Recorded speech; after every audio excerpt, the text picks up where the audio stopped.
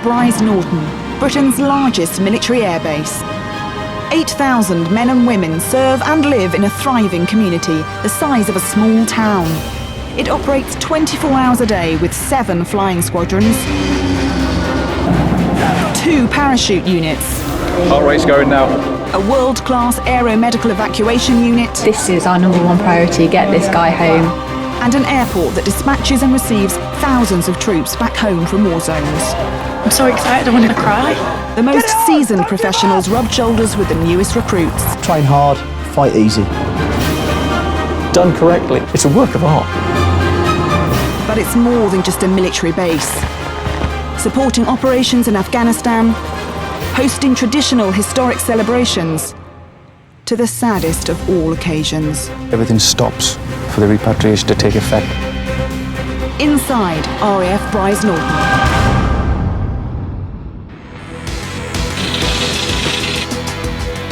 In this programme, the RAF's latest recruits train for potential deployment. If you're not working for me, I'll make you work harder. In the deck, in a line, 10 press-ups, start staying with me. Will the Falcons' first parachute jump of the season fall victim to the British weather? Yeah, negative drop, mate. The wind's changed. Dummy one. And Brize's emergency services rush into action. Engine fire, number 2 engine, 3 persons on board. Despite cutbacks in defence, the military are still recruiting. 1,330 people joined the RAF in 2012. Many have their first experience at Brize Norton in the Defence Movements Wing. Today's young recruits are taking their first steps on the basic air movements course, learning how to load passengers and cargo at home and worldwide. If they graduate, they could go from signing up to Afghanistan in 9 months. Today they are learning to load a Hercules, but not before the joke of the day. All right, guys, forward to the load then. Joke of the day. Whose turn is it? Baker. Come on, Baker, tell us the joke. Come on. Hate my life. What's the difference between a buffalo and a bison? What? You can't wash your face in a buffalo. Hope you die. At least he tried.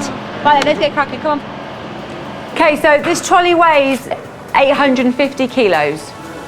Until they graduate, the RAF call them baby movers, and Corporal Sim Rezazadeh Wilson, or Sim, will guide the 7 trainees through the 19-week course. When you have your students, you do treat them like a family throughout the course, and as you get to know them, you build up a lot more of their responsibility. Once we get it on, we'll chock it into position, and I want you guys to work out the rule of thumb. Right, carry on. These baby movers come from a cross-section of backgrounds. Baker worked in fast food. RAF's a lot better than McDonald's, better pay, better life, and you don't smell as much when you finish. Before I joined the Royal Air Force, I was just a labourer on the building sites. I went down the careers office in Portsmouth, and yeah, here I am. Norman, we do not throw bags. Before I joined the RAF, I worked at a supermarket for 5 years. I knew I wanted to be in the forces and decided that the RAF was the thing for me, really.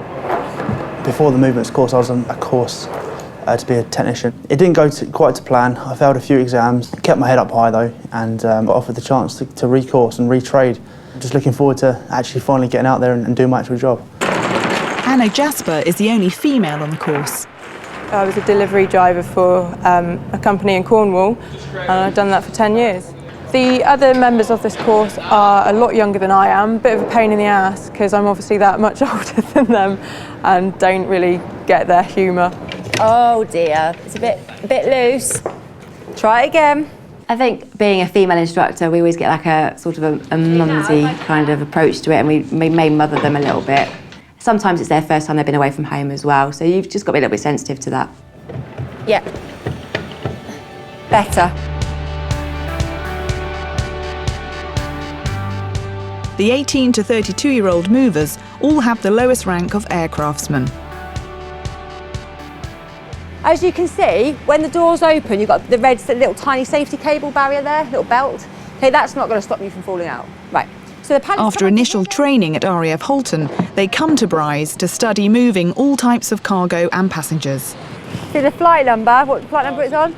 Yeah, and how much it weighs and everything. So, can anyone remember the empty weight of this tin? 350. Yeah, good. How much weight can I put into this tin? 108. 1,800, yeah, Dick is right. After hands-on training, they return to the classroom. Okay, go on then, Norman, give me a joke of the day today. Have you ever heard of the Umiguli bird? No. It's a bird with no legs, and when it comes into land, it goes, Umigoolies, Umigoolies. Is that a finable one, do you reckon, or is that all right? If you fine me for it, that's it. This is why I've got 75. In prime position in the classroom is the Baby Movers' own fines board. It has a dual role to create discipline and collect funds for the end of course night out. Considering most of the charges are like 10 pence, you're looking at 118 offences. I can honestly say the reason why my money is on £11.80 is due to the paperwork that we've got to learn about. And obviously it's very stressful. So that's the reason the magical F word comes out quite a bit, and I'm very sorry, Mum and Dad. A tougher approach to military discipline is taken during their 4 times a week fitness training. If you work for me, I'll work for you, okay? As in making sure you have some fun, some enjoyment when you come down here, okay? If you're not working for me, I'll make you work harder, okay? And you won't enjoy it, it won't be fun coming down. Fall them out, grab your drinks, I'll meet you outside. Okay, mark time, forward run. From day one, physical training instructor Corporal Aaron Robinson expects the new recruits to have enough stamina to operate under tough frontline conditions, which could be as little as 6 months away. Try and get them on to his back. The emphasis the RAF places on fitness is quite important. We've now got a 3-strike rule, which never used to be in place. Now it is, so if you fail your fitness test 3 times, you can get kicked out of the RAF now. The reason that PT is so important is obviously for personal fitness, but also with our trade being such a physical trade, they have to do a lot of manual handling and heavy lifting. Compared to the boys, I think I keep up all right. Obviously my strength is nowhere near as what the boys have got, but I'm really trying. To the deck! To the deck! This level of fitness is fundamental, as the Baby Movers could be working in a war zone in a few months' time. Sometimes they were walking in between, that annoys me, but they were tired, so I'll let them off. A high level of fitness is critical within the RAF, but the Falcons parachute display team take it to the limit. After 3 years of constant jumping and training at the top of their trade, they go on to teach elite airborne forces.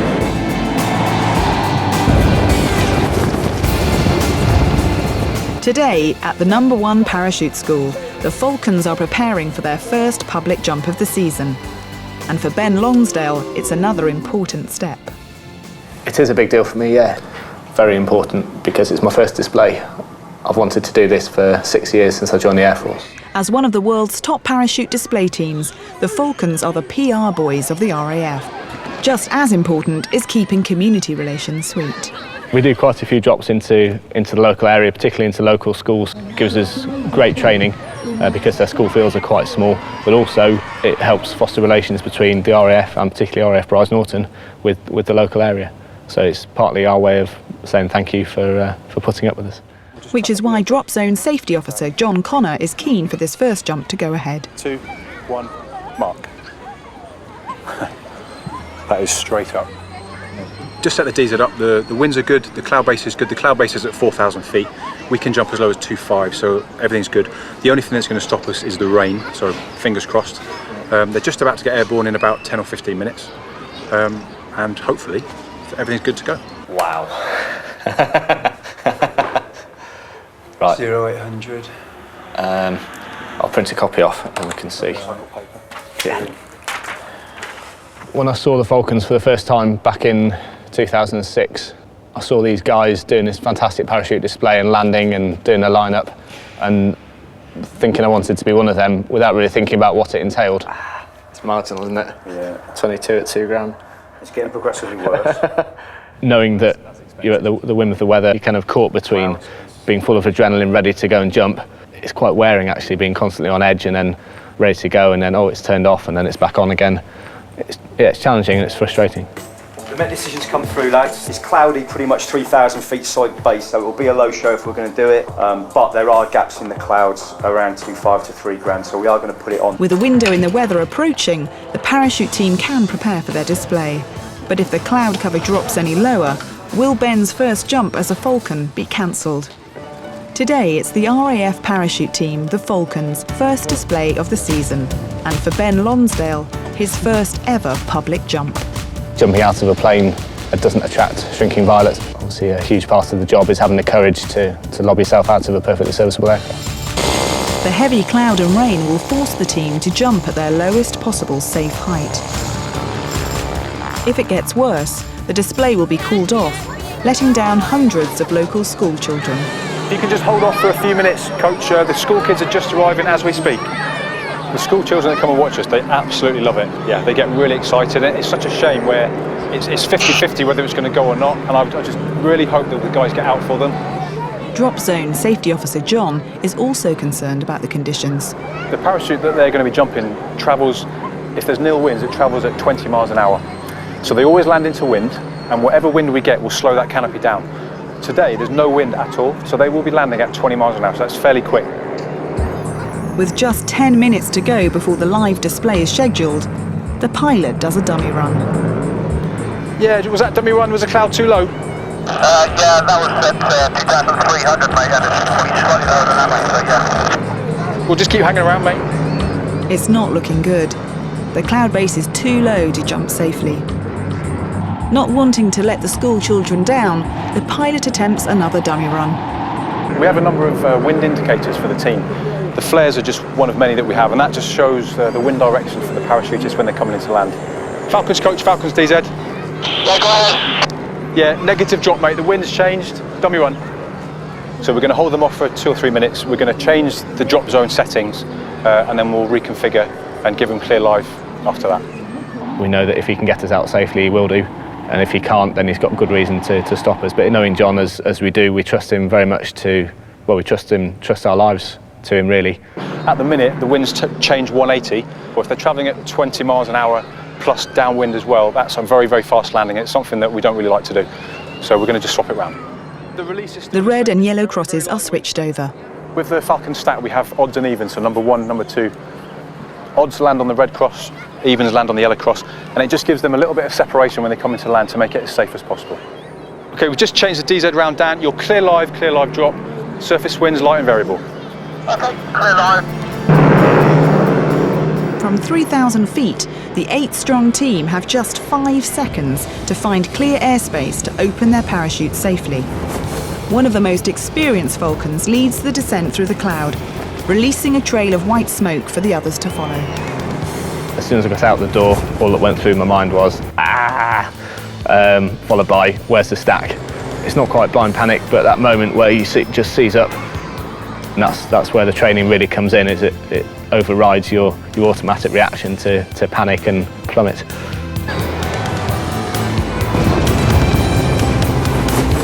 I remember missing the trees by not very much.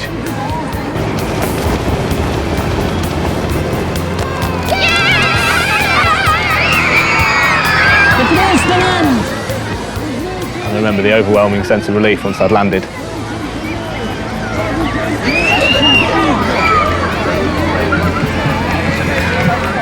With everyone safely on the ground, the Falcons close their display with the all-important team lineup. And after his first successful jump with the team, Commanding Officer Ben Lonsdale salutes the Mayor. Presenting the salute to the crowd and to the VIP is a very big part of the display. It's a big part for me. I'm almost as nervous when I'm marching out as I am when I'm jumping. Very nice to meet you, thank you, Falcons. I present to you the 2012 Royal Air Force Parachute Display. Would you like to meet the team? My first live display for the public, yes, today, after ratifying this morning in front of the Air Commodore. It was great, it was absolutely fantastic. Even from 500 feet up, you could hear the kids crying out, shouting. Oh, it was awesome. Yeah, great experience, great fun, great reception here in Witney as well.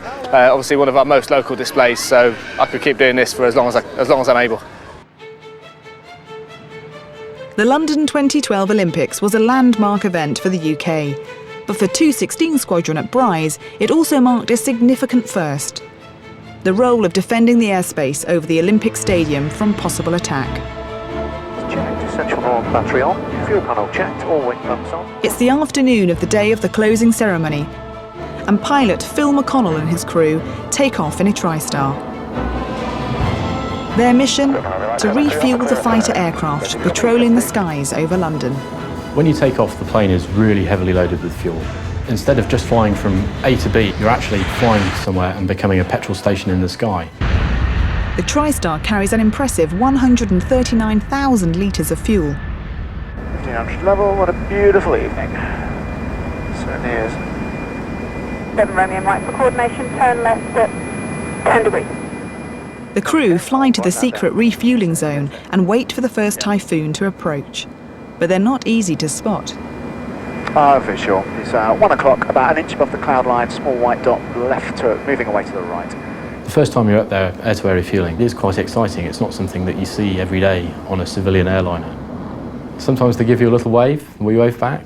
I think there's a lot of respect between the fast-jet guys and us tanker pilots.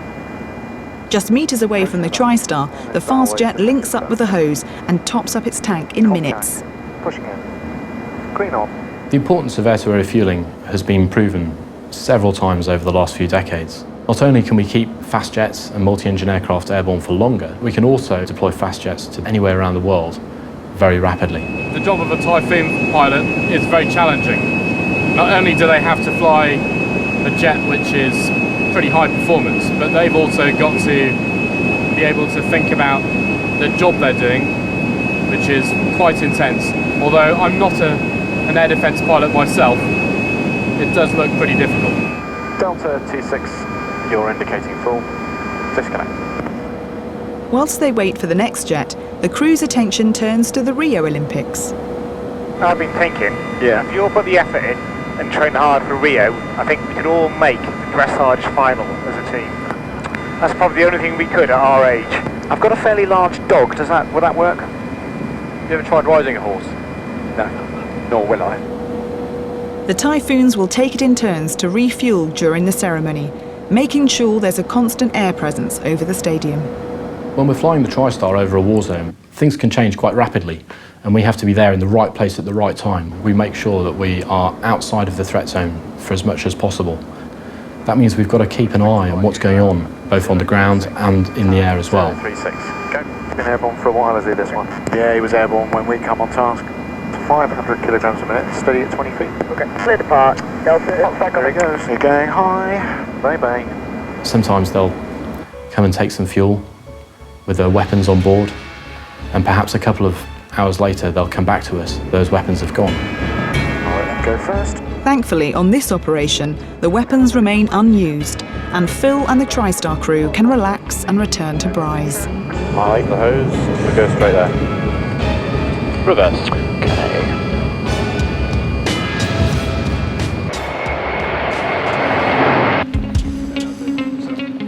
The basic movement trainees, or as the RAF call them, the baby movers, have discipline drummed into them from day one.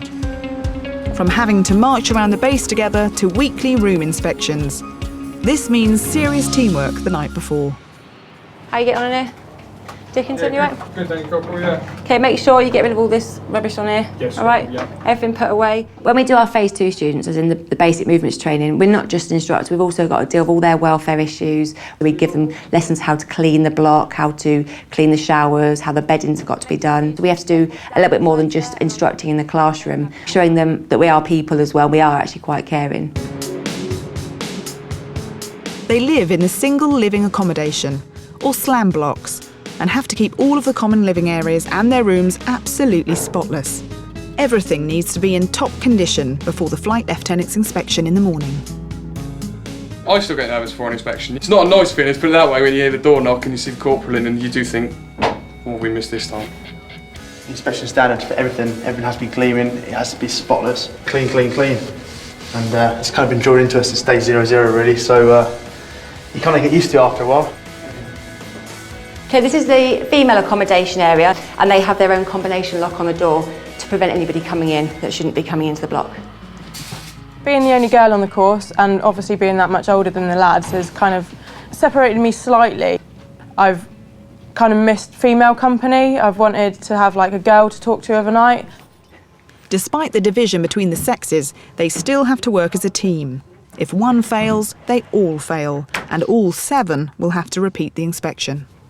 Still trying to learn what are the things that everyone's specifically looking for and just getting to grips with it really and finding ways of making it easier. But no, we're getting there. It's getting easier. But we'll find out tomorrow after the inspection.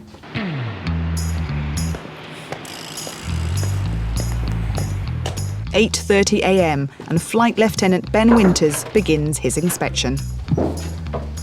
Deacon Sir Norman, how are you? Morning, sir. Well, sir. Thank you very much. Yes, sir. Enjoying the course so far? Yes, sir. All looking very smart. Who's the swimmer? That's just for the swimming lessons, sir. Oh, is it? Okay. Yeah, it's the PED lessons. They tight speedos you've got there as well. It's bizarre. It's your home basically, and it's people coming in there and like scrutinising you for obviously the way you live and what it's like. You still know that if there's something wrong, then you'll get picked up for it. Even smells nice in here. There's something definitely wrong. Keeping up a high level of cleanliness is vital. This discipline will keep them healthy in basic frontline conditions, like the tented camp in Bastion. Good effort, guys. Well done. Thank you, sir. It's not until they leave you can sit there and you can kind of go, that's done, we did well then. But then again, if you haven't and you failed it, that's even worse because you know next time if you get picked up again, you're in for some serious trouble. Jasper, good afternoon, how are you? Bit of a shock, obviously, coming from Civvy Street and then having inspections is a bit like, whoa, okay, what's going on here? It's like a bit of fluff and you kind of get a word in your ear saying, next time make sure there's no fluff. Yeah, good effort. Well done. Cheers. Thank you. It's about 7th or 8th inspection now for BMT 51, and to be fair, they're making my life difficult because they're doing quite well. Had a good look round. Standard things we look for are dust, just to make sure the guys are getting a duster around the room. Cleanliness in the bathrooms as well. They're in a pretty good state. There wasn't an awful lot wrong with that at all today. The baby movers impressed and got through another inspection. A natural next step for them after graduation is Air Mobility Wing. One AMW moved military personnel and supplies worldwide, from European passenger flights to organising freight on the front line. The scariest situation I've been, probably when we were in Basra, we used to have to load the aircraft with engines running. We used to have a body armour helmet and the weapon on in case anything happened, because you were quite near the wire. You know, for people who don't experience it, it's such an alien concept, but because it happened every day, it kind of became the norm. So every time a rocket attack happened, you kind of didn't think much of it, but the fact that then, you know, I was out on my own, loading an aircraft, and we came under mortar and rocket attack, and I was quite far away from the back of the aircraft, and you had to take obviously the brace position, which is sort of hit the deck, arms in, head down. And then I realised the rockets were quite close. Kind of sort of, you know, makes you snap into it to realise, actually, here, well, you know, I'm getting attacked here, I could die. I think I had shell shock for a couple of days after that. But then, like I said, back to normal and carry on doing your job. Thankfully, not all movements jobs are under fire, but ex-baby mover Adam has to multitask on a daily basis. Where in Civvy Street, you know, you'll have a baggage handler who will do just baggage handling, and you'll do a check-in staff who will just doing check-in. With us, we're kind of everything. We're just sort of the ground handlers, the dirty guys at the back who just get mucky and dirty and hot and sweaty by putting, you know, all the stuff in the back. And like I say, the passengers don't really see our role. You know, they'll leave their bags and they magically appear sometimes. So you see so many bags over the years, you know which ones are heavy, which ones aren't, which ones you can chuck, which ones you can't. It's a sort of little sense of achievement getting an aircraft loaded. You manage to squeeze it all into the aircraft and take off on time. There's a small sense of satisfaction out of that. Turning an aircraft around is particularly important for a mover in a war zone. It's obviously more critical in theatre because whereas here you're affecting you know, the front end guys and, you know, having a bit of disruption for the passengers. In theatre, you delaying an aircraft could be life or death. You know, if it's supplies that have got to go somewhere, you know, in time, or it's a casualty and you delay the aircraft for whatever reason, then, you know, it's obviously a much more important factor. The best part of the job is getting to see the world. Before I joined up, I never thought I'd see some of the countries that I have seen, mainly Middle Easty, you know, deserty countries. Please return to your seat and fasten your seatbelt securely. The good part of it is to see the world, the bad part of it is you're away from your friends and family a lot as well. For me, the hardest thing about being in the Air Force is being a mum and having to leave my daughter to go to Afghanistan for 4 months, which I did when she was 2. I've struggled, I'm not going to lie about it, it is quite hard. We're in the Air Force, it's what we sign up for, unfortunately. Nobody wants to leave their kids, but we have to do it. Leaving tonight and saying goodbye to his wife and child is Alwyn Williams, a corporal in 47 Air Dispatch based at Brize. He's been deployed to the Falkland Islands. At 8,000 miles away, Mount Pleasant is the most remote military base. A nice 18-hour flight. So I'm well looking forward to it. And then you're back the week I go back to work. You'll be able to pick me up from school, won't you? Yeah. Every time he leaves feels like the first time for his family. Well, I get rather tense, I must admit, in the last few hours before he goes away, because I just want him to go.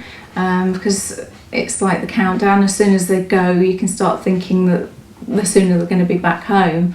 I sometimes forget that he needs to hear that, oh, you know, I'm going to really miss you, or that, you know, I don't want you to go. I don't really say that, and I get really tense and uptight, and I just feel as though I'm trying to push him out the door.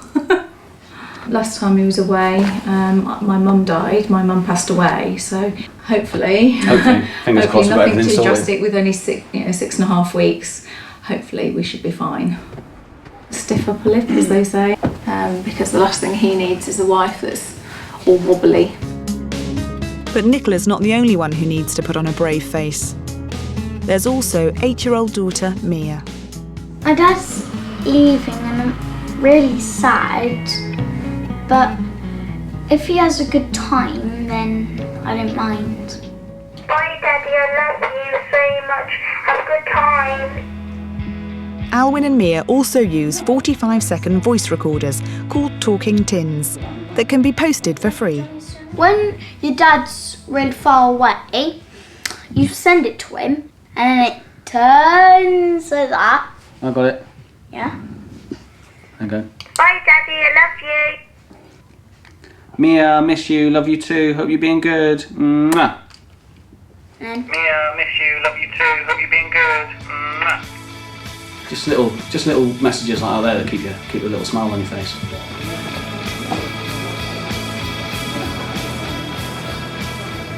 Love you.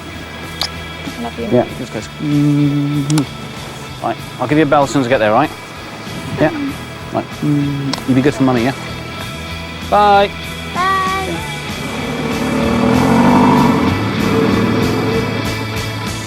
this is what my dad got me. It's a picture of him. I have it beside my bed. When I'm sad, when my dad's went away, then that's why I look at it. Even though we're a camp with plenty of wives and families that are separated, when you get in your own little building, in your own house, it's hard to, you know, have that camaraderie all the time. I'll get by.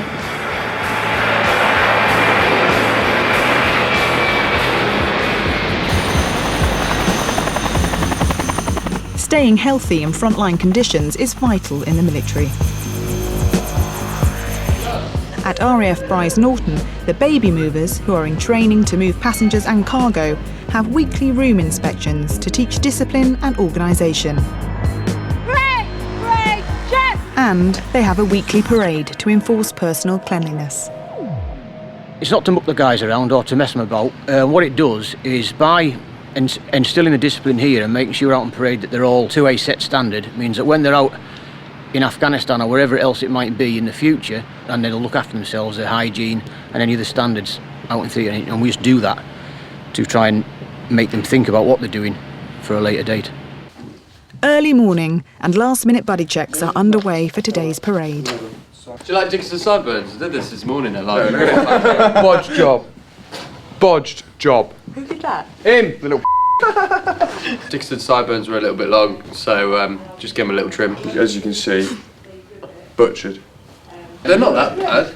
Before any parade or anything like that, we'd always do what's called buddy-buddy checks, and you double-check each other to make sure that you're ready. Teamwork really does come into it then. You really have to trust each other. If you're constantly doing it to the same person, you're not getting pulled up for anything, you start to have faith in them. Any mud or dirt on your shoes. We live with each other, we work with each other 24/7, so the bonds you do make as, you know, as friends, it's just second to none. Yeah.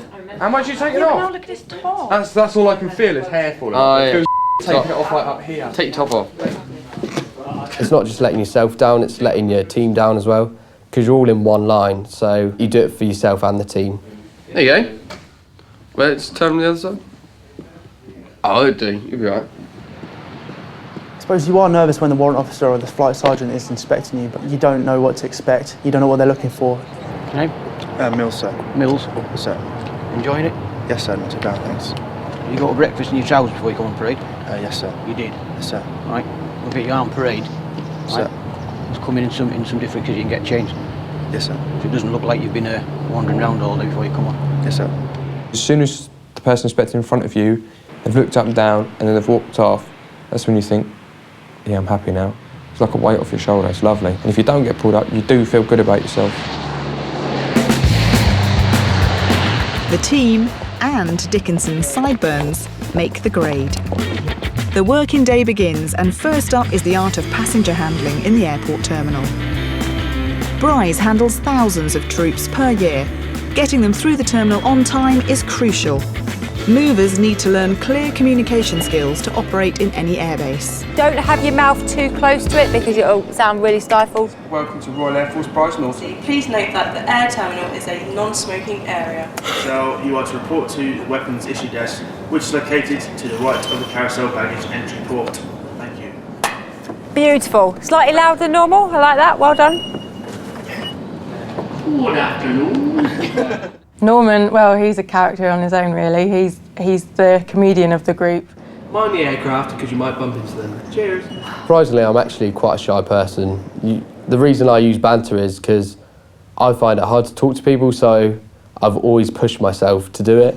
Passengers, when travelling as a family of the air group. Because his mother's German, he likes to play on that. He always likes, in the classroom, talking a German accent. Because it's not a good German accent either. Are being strictly controlled. Thank you.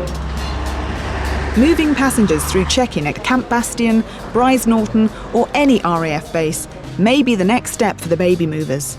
So it's important to learn face-to-face passenger relations.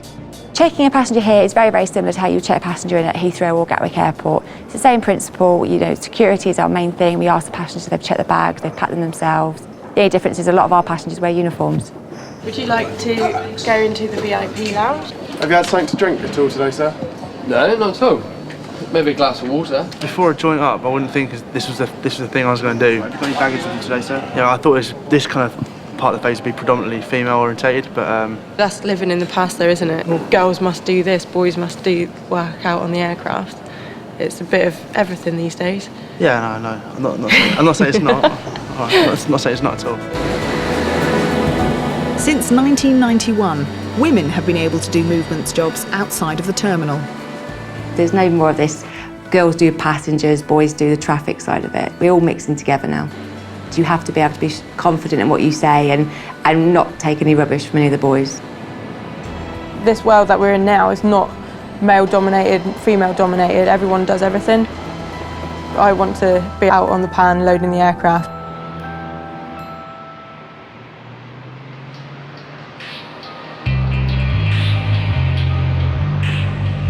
RAFBrize Norton operates 24 hours a day, moving 200,000 passengers a year. Air traffic emergency. The on-base emergency services are on constant standby for the worst. Today is a practice exercise. Station ops. Go ahead. Charlie 130, engine fire. Papa 26, 3 POB. 3 persons on board. All copied. Okay guys, practice state 1, engine fire, number 2 engine, 3 persons on board. Air traffic control, medics and firefighters all take their first steps in tackling emergencies at RAFBrize.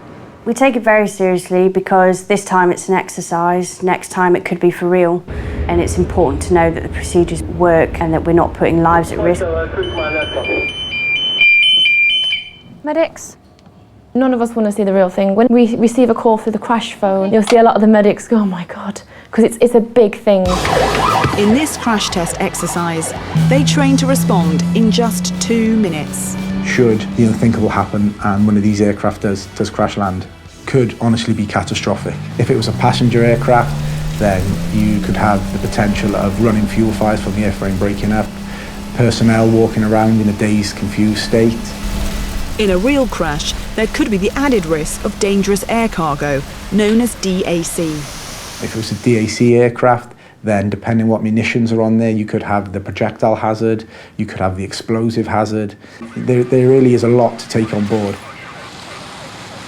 When you get to a scene, you don't know what to expect. Once you get there, you deal with the situation. Your training takes over because it's drilled into you so much. You just switch off and deal with it. There is an element of fear. If there was an element of fear, you wouldn't be normal. But it stops you from being a little bit gung-ho.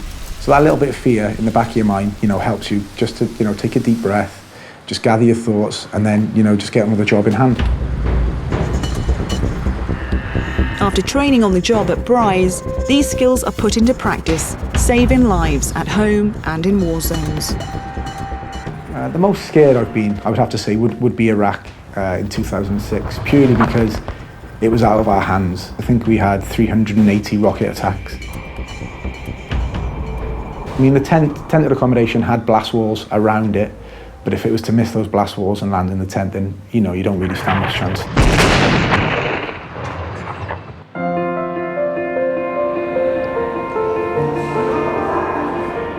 Potential deployment is only months away for the baby movers, as the day they have been working towards has finally arrived. After their 19-week-long course, it's graduation day. How do I feel? Nervous. Not as nervous as I did from graduating Holton, but I still feel nervous because it's obviously in front of my mum and dad and my boyfriend. I'm not really feeling nervous, to be fair. I'm just hungry. I really am. No, I'm not feeling nervous because we know what we have to do and we've done it 1,000 times before. Trying a back turn twice. What, the whole way round? Well, you won't be able to get the whole way around. No, do one and then do two really good. And again. The triangle. So he does it too? Yeah, when you go the whole way round. Their family and friends have come to share in the celebration. But first, the movers need to demonstrate their skills. Their emotions are heightened at this point. They're all really, really happy and buzzing off each other. I get quite excited as well, knowing that I've started with 7 students and I'm graduating with 7. To be honest, in myself, I didn't believe that I was going to do it. Deep down, I wanted to think that I could do it, but now, like 2 years on, I've finally done it, and and hopefully my family are dead chuffed for me. BMT 51, to your duties, fall out! In front of their proud parents, Mills, Jasper, Norman, Dickinson and the other students begin their display. You get a sense of pride as an instructor knowing that you bring the course together and they've become friends now. So when they leave me and go out and work on the shop floor, they sort of gel together because of being in my course.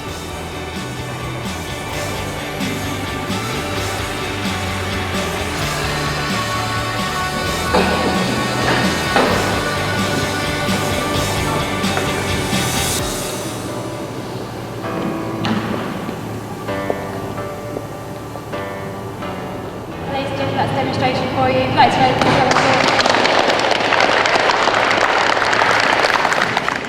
BMT 51, as instructed, fall out. I'm very proud of him. He's done remarkably well, and I hope he goes on from here. Very proud of him, yes. Yeah. Very proud. Especially the missus. Yes. She's really proud. Very proud. I've learnt that I'm a lot stronger than I think I am. I've learnt that I'm actually, without sounding big-headed, cleverer than I thought I was as well.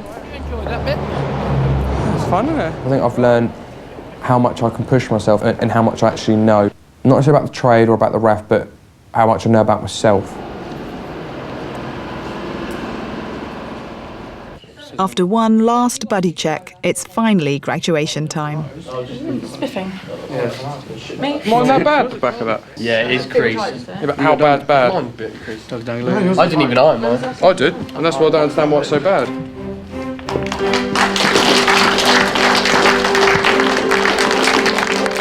This is the moment when the baby movers lose their nickname and become just movers.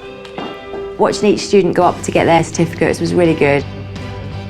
You feel quite proud of them, it gives you a sense of pride. I always think, oh God, am I going to get my drills right? Am I going to mess it up? But it doesn't help that my boyfriend's in the RAF and he was watching. Oh, that's very good. Thank you very much. You have a great day. Thank you very Well much. done. Once I got my certificate in my hand, I almost turned the wrong way to turn back and march down the aisle. It was only by like half an inch that I turned the wrong way, but he spotted it. So. We kind of had a look at each other, sort of, yeah, we're here, we've done it now. So yeah, like a very proud moment. I won't forget it. Like everything in that certificate, those 4 months, late nights and pulling shoes and people working exams, just so much in that one bit of paper. It's just a sense of pride though when you go out there and you know you're going somewhere. Pick up your certificate and pick up those as well. That's a really nice feeling. Like I said, you know you're going somewhere and you're potentially on the road to a great career. Now it's finally time to choose their future trade and move passengers and cargo for real. A real realisation in their own minds that is the case and that they are going to have to look after themselves, because when you go to Afghanistan, your parents obviously aren't going with you. I think any parent would worry about their children going into a war zone and things like that, yeah. I think that is in the back of our mind. Boys are really well trained, they're well led, but it's a big job to bring all the boys back, so we're looking forward to Ben helping them. Thank you very much, that's it. Smashing. Okay, you go through the camera. Wait. Okay. I do still feel really nervous about what the future holds for me in the RAF. Potentially 6 months it could be, and I could be posted out to Camp Bastion or Kandahar, anywhere like that. You join the military for a reason, so there's always that possibility of it happening. I think it's one of those things you've got to look on the bright side of going out. You know, it is going to be hard, but I feel that I am ready to go out. At the adequate amount of training, I see why there's no reason for us not to fulfil our job and to do what we're actually paid to do.